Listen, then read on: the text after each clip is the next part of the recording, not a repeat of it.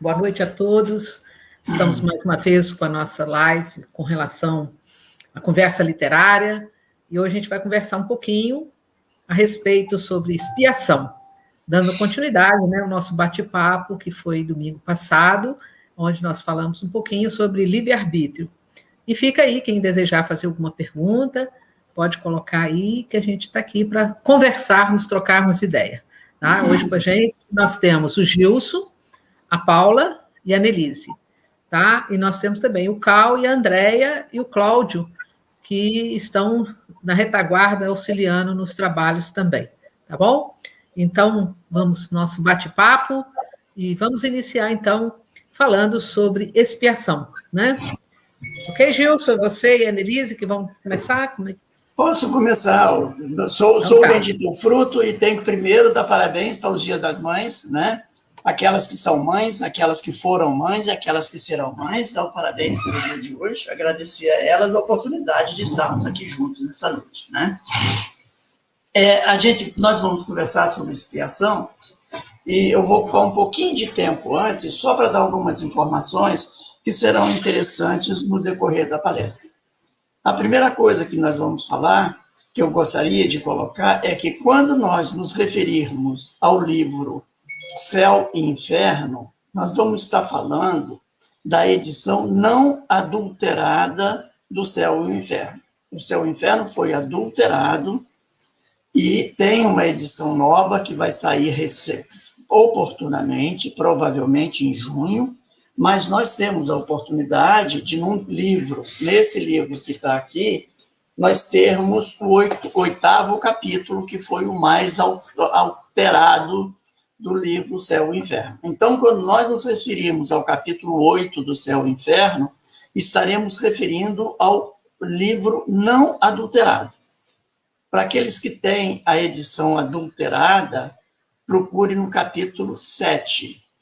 É já uma das alterações. Isso é a primeira coisa que eu gostaria de falar. Quer dizer, o Céu e o Inferno, leia-se Céu e Inferno não adulterado. A segunda coisa eu gostaria de falar é que nós fomos criados, a maioria de nós, dentro de uma doutrina, né, de que Adão e Eva foram criados perfeitos, né, que nós fomos criados perfeitos. E a partir do momento, né, que o Adão e a Eva, mitologicamente, né, comeram a maçã, eles erraram e foram expulsos do paraíso. Isso é mitologia, e nós fomos criados em cima dessa mitologia de culpa e castigo.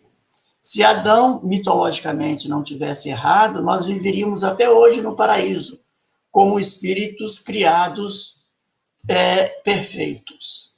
Então, através dessa mitologia, nós fomos criados perfeitos, e erramos e caímos, e fomos expulsos. Então, essa é a nossa criação, de espíritos criados perfeitos, e erramos e caímos na Terra para reencarnar, para pagar os nossos pecados. Então, é isso que nós fomos criados, e é isso que nós vamos ver durante essa conversa nossa. E a terceira coisa que eu gostaria de falar é que no item 8 do Céu e Inferno, no item 8º do capítulo 8 do Céu e Inferno, nós lemos uma coisa que também vai ser interessante para a nossa conversa, e acredito que tanto a Paula quanto a Nelise e a Lúcia, né, vão usar isso com alguma frequência, que ele diz o seguinte, um pedaço só. O item 8º do capítulo 8. A duração do castigo está subordinada ao aperfeiçoamento do espírito culpado. Ou seja, né, o castigo que nós sofrermos vai estar subordinado a nosso aperfeiçoamento. Isso a gente vai conversar depois. E ali na frente ele diz o seguinte, ele completa o raciocínio dizendo o seguinte: o espírito é assim sempre o árbitro de seus próprios destinos. Ele pode prolongar seus sofrimentos pelo endurecimento no mal, aliviá-los ou abreviá-los por seus esforços para fazer o bem. Ou seja, o espírito é sempre o árbitro pelos seus destinos.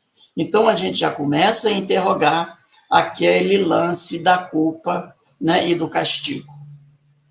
Né? Eu acho que eu me alonguei, eu acho que dei umas explicações rápidas, mas a gente pode deixar nisso. Eu deixo agora com as representantes, né, femininas do grupo para poder explicar mais alguma coisa, e a gente vai conversando e falando. Então, eu queria começar até falando sobre a definição de expiação. Ela é um pouco diferente no dicionário e na doutrina espírita, baseado nessa colocação, nessa fala do Gilson, né? No dicionário, você vê, ele fala assim, purificação de crimes ou faltas cometidas, ou seja, né, um castigo, ou sofrimento compensatório de culpa, também referindo-se à expiação como castigo. E pelo que a gente aprendeu na doutrina espírita, principalmente agora, quando a gente resgata, né, o pensamento de Kardec, a orientação de Kardec desde o início, na verdade, a expiação não é nenhum castigo, ela é um mecanismo de evolução, assim como a prova, é mais um mecanismo de evolução, né? Não tem nada, não é um castigo, mas é uma oportunidade. E, assim, você pode considerar a expiação uma forma de reparação. A gente tem a fase do arrependimento, onde a gente entende que fez errado, e daí a gente pode cair na culpa, ou a gente pode querer reparar aquilo que a gente fez, né?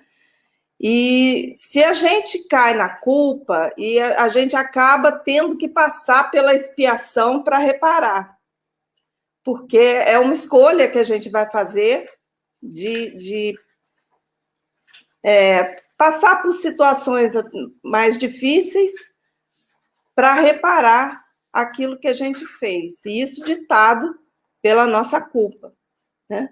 Quando a gente entende que a gente errou, mas nós temos essa condição de errar, porque nós estamos ainda em fase de aprendizado, nós ainda não sabemos mesmo, e vamos errar, e é errando que a gente vai aprender, a gente pode, às vezes, passar direto para uma reparação sem necessidade de uma expiação, uma situação mais difícil.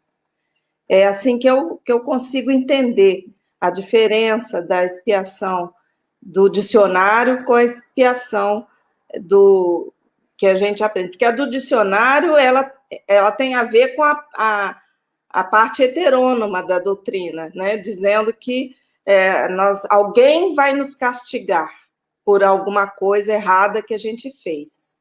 Quando, como o Gilson acabou de falar, a gente sabe que é o contrário. Nós decidimos o que a gente vai escolher para nós, para reparar aquilo que a gente fez, né? Que a gente teve consciência de que estava errado, né?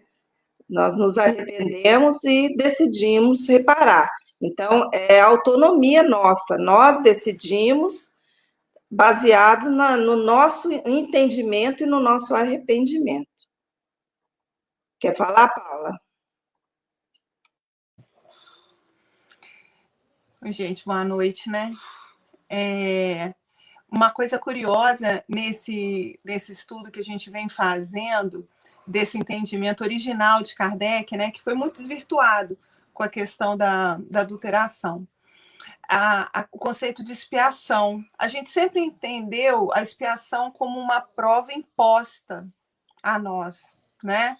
E hoje a gente tem o entendimento justamente, não é oposto, mas bem diverso disso. Quando a gente entende que a expiação é uma prova que nós escolhemos. E não confundir as vicissitudes do dia a dia, as provas que a gente tem, que são inerentes de estar vivo, de estar na Terra, né? Então, que muitas vezes a gente tinha entendimento, a gente aprende muito isso quando faz essas reflexões nos grupos de estudo e com o próprio embasamento teórico, filosófico que vem da época de Kardec, né? O entendimento dele em relação a isso. Quando a gente vê uma pessoa em situação que a gente julga muito difícil, seja uma situação física ou emocional, a gente acha que essa pessoa está sempre espiando. A gente sempre usa muito essa palavra, né? Fulano está espiando, mas espiando não no sentido de, nossa, está tendo uma mega oportunidade de aprendizado, ele está pagando. E esse entendimento pode parecer assim, mas é quase a mesma coisa, mas não é. Porque quando a gente entende que a pessoa escolheu uma situação qualquer, adversa, seja uma dificuldade intelectual, física, uma situação financeira, não sei, enfim, inúmeras. Qualquer coisa que você pense que seja uma dificuldade ou uma expiação, você pensa que ela escolheu como espírito livre para adquirir uma competência, porque nós viemos para isso, para adquirir competências, nós vivemos inúmeras vezes para adquirir e aprimorar faculdades, né? Então, é muito libertador. E a gente vê o entendimento trazendo para nós uma visão diferente. Porque, senão, a gente cai muito no que a Annelise falou aí em relação à moral heterônoma. A gente volta no castigo. E voltando lá também na fala inicial do Gilson, do conceito de queda, né? Nós não somos criados como espíritos prontos. Nós vamos ser preparados conforme as existências se seguem, se sucedem, para que sejamos plenos, né? Para que tenhamos felicidade, porque a felicidade é do espírito, né? Não é da matéria. Então, entender esse conceito leva tempo. A gente, às vezes, ainda se pega muito confundindo as coisas. Quantas vezes a gente lê aí nos estudos, né? Prova, expiação. Não, mas espera aí. Lê de novo. Prova? Como assim prova? Como assim expiação? Porque são anos e anos entendendo expiação como esse sentido do dicionário, né? E tendo o conceito de prova e expiação diferente do que realmente foi colocado por Kardec à época, né?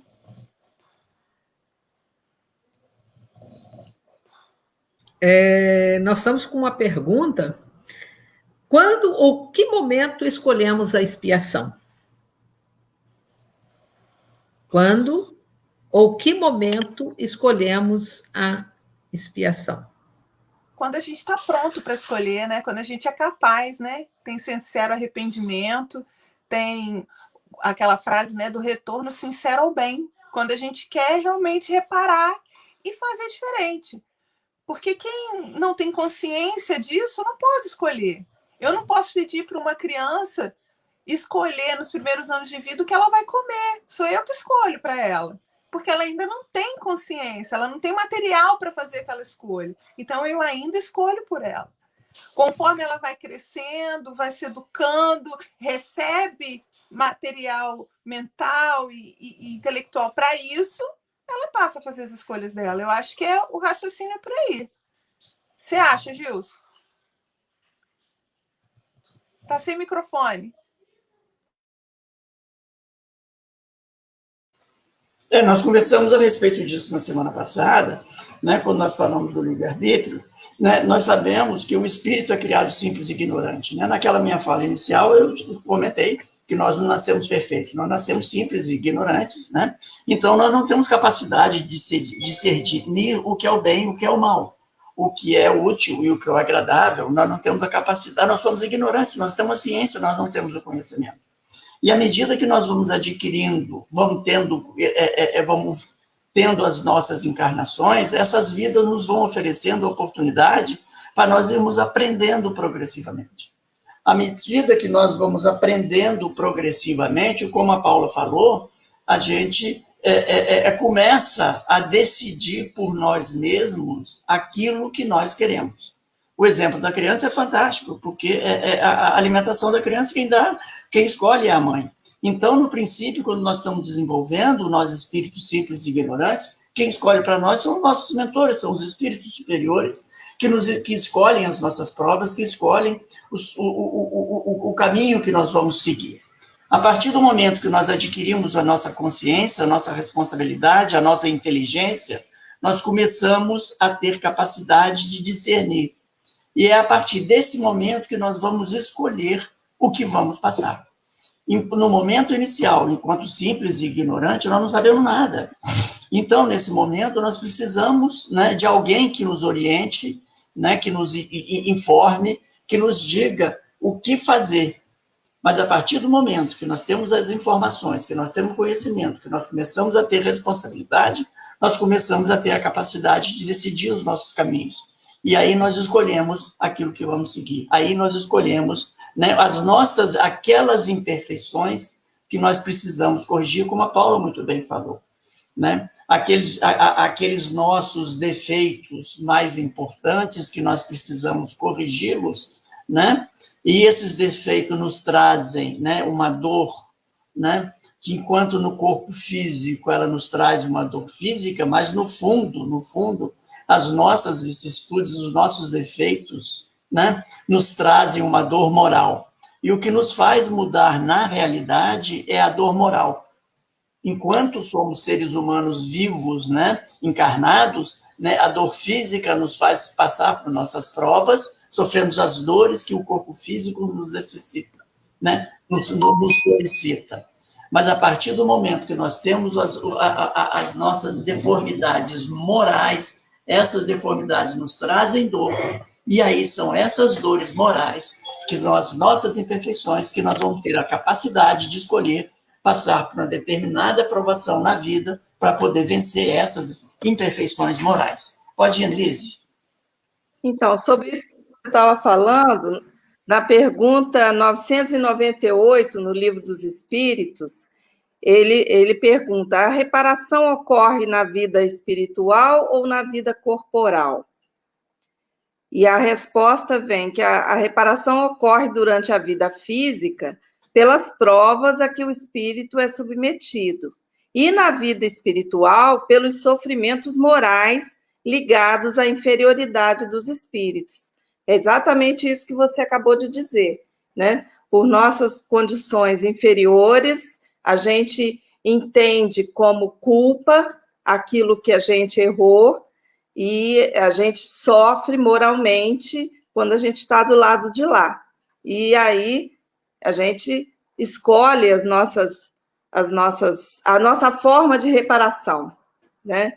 E dependendo da nossa evolução, do nosso entendimento, a gente vai reparar de uma forma mais, vamos dizer assim, pelo amor, né? Ou a gente vai reparar pela dor, pela expiação, né? É isso que eu entendi aqui da resposta dos espíritos do Kardec.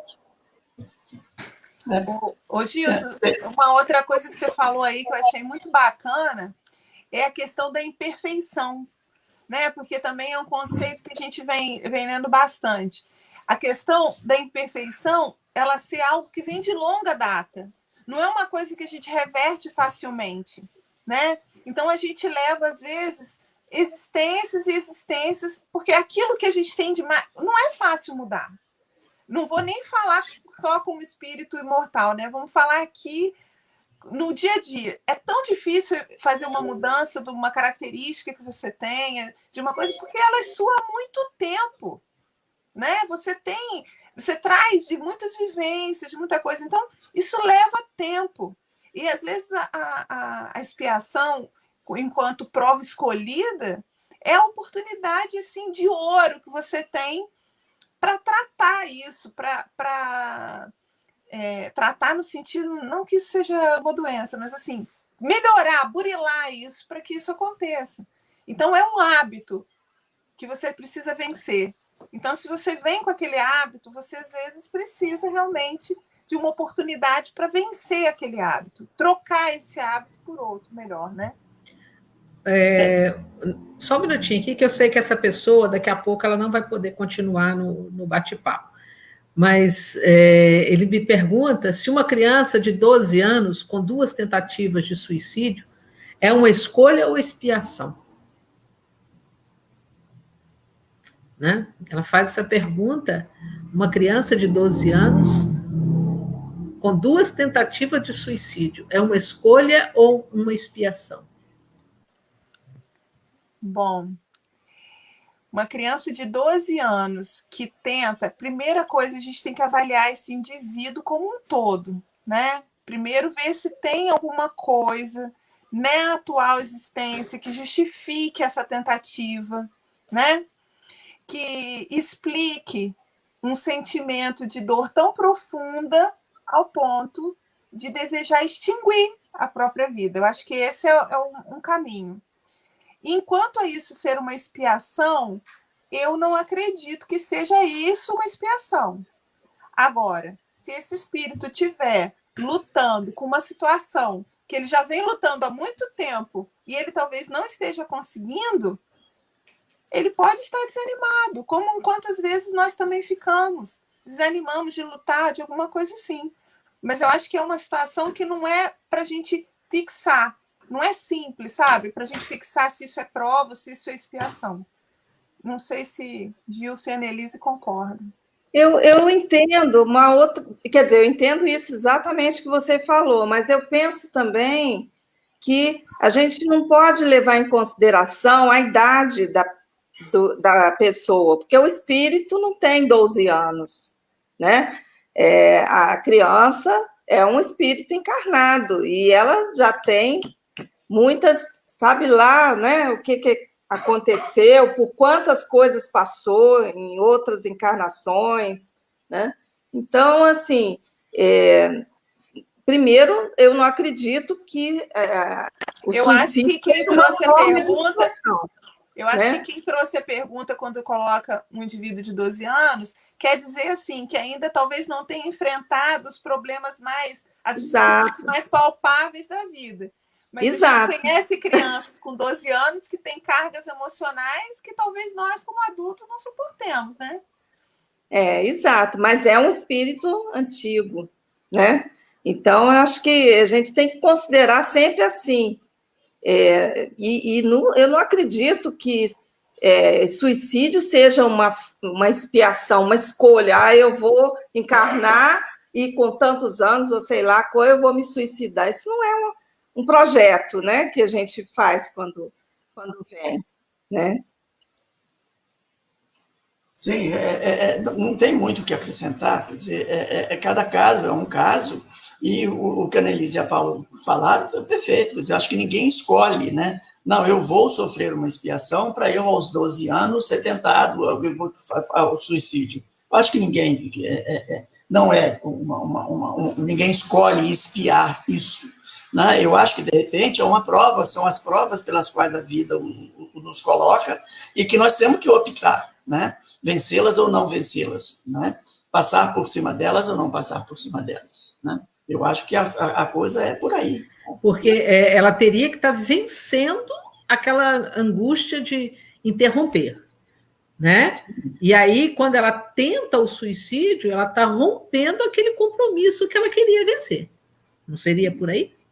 Né? Porque a expiação, né, ela é a forma da gente se educar, se melhorar, e não de se maltratar, de se punir. E tem outra coisa, quando a gente pensa que expiação é uma situação que a gente escolhe, a gente às vezes também não escolhe bem. Embora a gente tenha todo o amparo e tudo, às vezes eu ainda não consigo. E aí é o momento de aceitar o que eu dou conta, respirar fundo e ir em frente. A gente escolhe além da conta, né? Às vezes a gente fica muito afoito, não, eu acho que eu estou pronto. E não tá. Mas a espiritualidade é perfeita, eles são sábios, eles amparam a todos nós, né?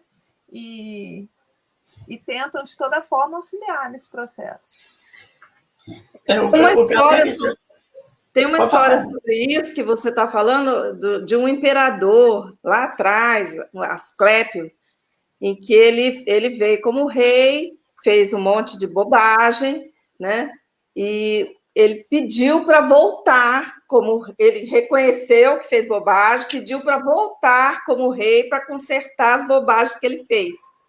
E aí ele veio de novo como imperador e de novo ele fez bobagem, né? E aí, numa terceira oportunidade, ele veio e adquiriu lepra logo no início da encarnação e passou a encarnação, né, em sofrimento, né, isolamento, aquelas situações do pessoal com lepra naquela época. E ele depois disse isso, que foi a melhor coisa que aconteceu com ele, essa terceira, porque ele realmente, com todo o poder, com toda a riqueza, ele não conseguiu mesmo melhorar a sua condição, né? E nessa ele conseguiu, nessa última ele conseguiu. Então é isso, a gente faz planos, mas a gente não sabe se a gente é capaz. Outra coisa que a gente também ouve muito aí nos estudos é a questão, né, de quantas pessoas enfrentam situações de gravidade enorme, né, com dificuldades mesmo, limitações, e são felizes, né? São espíritos tão felizes, ensinam tanto para a gente. Então, uma dificuldade, vamos a exemplo aí que a gente ouve muito na fala do Paulo, né? Uma pessoa com uma deficiência física grande, uma paralisia cerebral. Às vezes, aquele indivíduo naquela situação ensina tanto a todos que estão em volta, ensina de uma forma tão completa que aquilo ali, às vezes, é ter uma missão, não é uma prova, não é uma expiação, né? Não está ali para isso. Então, que tudo depende de como a gente encara, né? A situação, a oportunidade. E um ponto que é importante é aquela colocação que muitas vezes a gente vê na questão de expiação, de que a pessoa, às vezes, ela está com este ou aquele problema físico, é porque ela cometeu um crime ou alguma coisa no passado. E isso tem muito, né? Foi faltando um braço é porque aconteceu isso. Então, é muito importante entender isso, essa questão que é uma colocação errada, porque muitos que estão com aquela situação, às vezes ela não cometeu nada, não teve nada a ver, e simplesmente é para vencer até, de repente, outras questões, o orgulho, ou ajudar uma família a vivenciar uma situação mais harmoniosa quando depara com uma enfermidade dessa, né? Então, enfermidade ou um problema. Então, assim, às vezes o pessoal coloca muito, fulano fez isso, tá assim, porque... E aí a gente vem trazendo de trás uma culpa, né? Um passado que machuca, às vezes. Outra coisa que eu acho também é importante e vale ter um entendimento é que tá lá, a maioria é causa atual das nossas aflições. A gente, às vezes, vem de sucessivas escolhas erradas e atribui um passado a uma vida anterior, uma coisa que foi o fruto da nossa escolha, né? Uma escolha precipitada, imatura, que seja, sem intenção de errar, mas a gente que escolhe. Então, tem que também considerar Foi comentado já isso, quer dizer, nós temos que acabar com aquele sentimento de culpa, né? Eu vim assim porque provavelmente eu fiz isso, eu fiz aquilo em outras encarnações, eu fiz isso com fulano, eu fiz isso com Beltrano. Isso é a cultura que nós fomos, né, criados, né, que nós estamos passando por alguma vicissitude, por algum problema. Isso são defeitos do passado, são coisas que fizemos no passado e que agora vemos, né, com essas dificuldades para poder pagar o que nós sofremos. Nada disso. Né? Essa doutrina do culpa e castigo é que nós precisamos mudar. Né? Nós não estamos penando por nada, né, que nós fizemos de errado. São opções que nós tivemos e que escolhemos dessa maneira. E mudar, como a Paula falou, mudar a forma de pensar é muito difícil. Então, se hoje eu venho dessa maneira ou venho com aquela maneira, não é por culpas do passado, não é por falhas do passado, é por escolhas feitas por mim próprio, de sã consciência, orientado, claro, pela espiritualidade, que não nos abandona nunca, né? E que nós optamos por passar por essas vicissitudes para podermos vencer alguma das nossas imperfeições, né, para que nós não as cometamos mais nessa e nas próximas encarnações. Aproveitar o que aquela vicissitude, o que aquela dificuldade está nos trazendo de orientação, de benefício, o que aquela doença, ou que aquela deformidade, ou que aquela ausência de membro nos traz, né, de ensinamento para a nossa transformação moral, né, que é que, no fundo, o que nós precisamos, de uma transformação moral, né? Gente, nosso tempo, né? Apesar que tem uma outra fala aqui, que eu li um livro em que a mãe reencarnou com problemas físicos sem que necessária, mas faz para ajudar a filha e o genro. Ela reencarnou como filha da própria filha, né? Quer dizer, de repente vem com aquela situação para harmonizar, para acalmar os ânimos, às vezes que não estão lá querendo os compromissos, e aquela enfermidade vem para acalmar todos eles. Então, só para lembrar, né, quem quiser conhecer um pouquinho mais, é a obra Nem Céu, né, Nem Inferno, As Leis da Alma segundo o Espiritismo, Paulo Henrique de Figueiredo e Lucas Sampaio. Traz aí para a gente as questões da adulteração do livro Céu e Inferno, e já traz ali um capítulo, né, o capítulo 8, já traduzido e com todas as correções, né, que a gente precisa entender. E muito em breve nós já teremos o Céu e o Inferno corrigido para a gente poder aprender. Então, gente... E traz também o prefácio, que também não foi colocado, né? Traz o prefácio original também, né? Isso. Então, nós agradecemos a presença de todos, a participação, e até domingo que vem, com essas gotinhas de ensinamento. Uma boa noite a todos. Boa noite a todos, um abraço. Bom estar com vocês. Tchau, tchau.